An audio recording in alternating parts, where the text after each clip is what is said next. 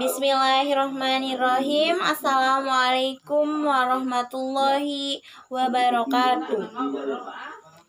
Alhamdulillahirabbil alamin. Wassalatu wassalamu ala asrofil anbiya'i wal mursalin wa ala alihi wa sahbihi ajmain, amma ba'du.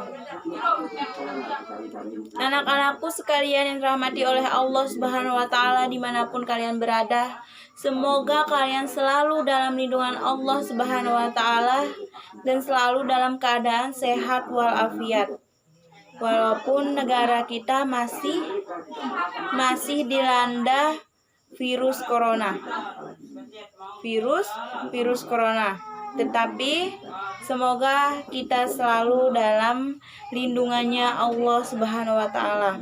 Nah, anak-anakku sekalian, berhubung virus corona masih mengintai negara kita tercinta Indonesia, maka pembelajaran masih dilakukan dengan daring atau online. Nah, pada video kali ini Ibu akan memperkenalkan 6 bab materi yang akan kalian pelajari pada kelas 5 ini. Sebelumnya Ibu ucapkan selamat buat kalian karena kalian sudah naik ke kelas 5. Semoga kalian bisa lebih belajar lagi dalam menguasai materi. Apalagi kalian sudah termasuk dalam kelas tinggi. Nah, anak-anakku sekalian, 6 bab yang akan Ibu perkenalkan di sini.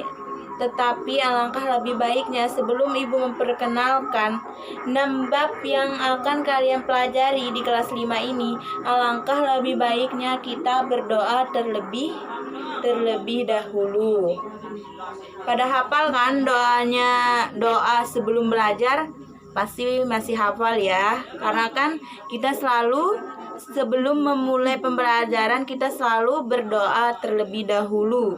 Nah, untuk saat ini yang memimpin doa adalah Ibu sendiri. Kalian ikuti ya. Bismillahirrohmanirrohim. Raditu billahi robba wa bil islami dina wa bi muhammadin nabiyya wa rasulah. Rabbi sidni ilma warzuqni fahma. Amin. Alhamdulillah ya, kita sudah berdoa. Semoga kita selalu bisa menerima pembelajaran pada pagi hari ini. Nah, sekarang Ibu akan memperkenalkan 6 bab yang akan kalian pelajari pada kelas 5 ini. Yang mana yang pertama ada bab 1, yaitu tentang mandi wajib. Nah, di dalam mandi wajib ini kita akan pelajari 4 indikator. Nanti Ibu akan sebutkan indikatornya. Ibu lanjutkan dulu ya ke bab 2. Bab 2-nya yaitu tentang mandi sunnah. Nah, mandi sunnah berarti kalau mandi sunnah berarti kita tidak wajib untuk mandi. Nah, adapun yang ketiga yaitu tentang darah wanita. Darah wanita berarti kalau sudah darah wanita, ini berarti terjadi pada wanita. Wanita yang sudah masuk masa remaja atau balik. Nah, materi yang keempat yaitu tentang sujud sahwi. Nah, apa sih sujud sahwi itu? Nanti kita akan bahas di bab 4. Tetapi Ibu akan memberikan definisinya sedikit terlebih dahulu ya. Sujud sahwi itu adalah sujud yang dilakukan di akhir sholat. Ketika kalian lupa bilangan rakaatnya sholat, maka kalian silakan sujud sahwi. Nah, bagaimana caranya sujud sahwi dan apa bacaannya ketika sujud sahwi? Nanti kita akan bahas di bab 4, yaitu tentang sujud sahwi. Sujud yang dilakukan karena kita lupa bilangan rakaatnya sholat. Bab kelima yaitu tentang sujud syukur. Nah, sujud syukur. Sujud syukur ini adalah sujud yang dilakukan ketika kita menerima hadiah, dan kita harus bersyukur kepada Allah Subhanahu wa taala karena kita sudah mendapatkan hadiah, entah itu mobil kah atau rezeki sehat kah. Alhamdulillah kita masih dalam keadaan sehat dan dilindungi oleh Allah Subhanahu wa taala, walaupun negara kita ini diintai oleh virus corona, virus yang sangat mematikan. Nah, adapun bab yang ke-6 yaitu tentang sujud tilawah. Nah, jadi ada 3 sujud. Yang pertama ada sujud sahwi, sujud yang dikerjakan ketika kita lupa bilangan rakaatnya sholat. Yang kedua yaitu tentang sujud syukur yang dilakukan ketika kita bersyukur atas nikmatnya Allah yang diberikan kepada kita. Dan kita bersyukur kepada Allah. Yang ketiga adalah sujud tilawah. Apa sih sujud tilawah ini? Sujud tilawah adalah sujud yang dilakukan ketika kita mendengar ayat-ayat sajadah dibacakan. Jadi bukan hanya kita membaca ayat sajadah terus kita sujud tilawah, tetapi ketika kita mendengar orang membacakan sujud tilawah, kita juga membacakan ayat sajadah, maka kita sujud tilawah. Nah, anak-anakku sekalian, itulah materi yang akan kita bahas di kelas 5 ini. Ada 6 materi ya. Ada 6 materi yang kita bahas. Kenapa Ibu kayak gini?